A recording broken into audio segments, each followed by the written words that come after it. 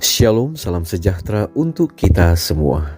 Senang bisa jumpa lagi dalam bacaan Renungan Pagi menjadi putra dan putri Allah pada hari ini Minggu 28 Maret 2021 dengan judul pembahasan Musa bertahan saat melihat Dia yang tidak kelihatan.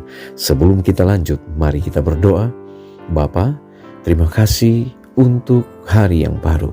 Tuhan telah berikan lagi bagi kami boleh menikmati akan berkat Tuhan, kesehatan, kekuatan, dan perlindungan Tuhan. Ketika kami akan membaca dan merenungkan firman-Mu, Roh Kudus-Mu menuntun kami, berfirmanlah kami siap mendengar, dalam nama Yesus kami sudah berdoa. Amin. Ayat tema kita diambil di dalam kitab Ibrani, pasal 11 ayat 27, firman Tuhan berkata, "Karena iman, maka ia telah meninggalkan Mesir dengan tidak takut akan murka raja. Ia bertahan sama seperti ia melihat apa yang tidak kelihatan." Saudara-saudaraku yang kekasih, demi kehormatan Allah dan kelepasan umatnya yang tertindas, Musa mengorbankan kehormatan Mesir. Kemudian dalam suatu makna yang khusus, Allah mengambil alih pendidikannya. Ia masih harus mempelajari pelajaran bergantung atas kuasa ilahi. Ia salah menduga maksud Allah. Pengharapannya ialah melepaskan Israel dengan kekuatan senjata. Untuk hal itu, ia mempertaruhkan segala sesuatu dan gagal. Dalam kekalahan dan kekecewaan, ia menjadi seorang buronan dan orang buangan di negeri asing. Tampaknya sudah putus sama sekali dari tugas hidupnya. Ia sedang menerima disiplin penting untuk menggenapi tugas itu. Ia harus memperoleh pengalaman yang akan menjadikannya seorang gembala yang setia dan panjang sabar bagi bangsa Israel. Dalam kesederhanaan yang keras di padang gurun, Musa memperoleh apa yang menyertainya sepanjang tahun-tahun kerja keras dan beban hidupnya. Suatu pengertian akan kehadiran pribadi ilahi. Ketika salah mengerti dan salah memberi gambaran, ketika dipanggil untuk menegur dan mencela, ketika menghadapi bahaya dan kematian, ia dapat bertahan sama seperti ia melihat apa yang tidak kelihatan. Musa berdiri lebih tinggi dalam hikmat dan keikhlasan daripada semua raja-raja dan negarawan-negarawan dunia. Ia murah hati, berbudi luhur, seimbang.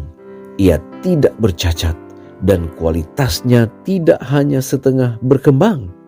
Ia dapat dengan sukses mendesak sesamanya manusia karena hidupnya sendiri merupakan suatu gambaran hidup dari menjadi apa biasanya manusia itu dan mengerjakannya dengan Allah sebagai penolongnya. Ia berbicara dari hati dan itu mencapai hati.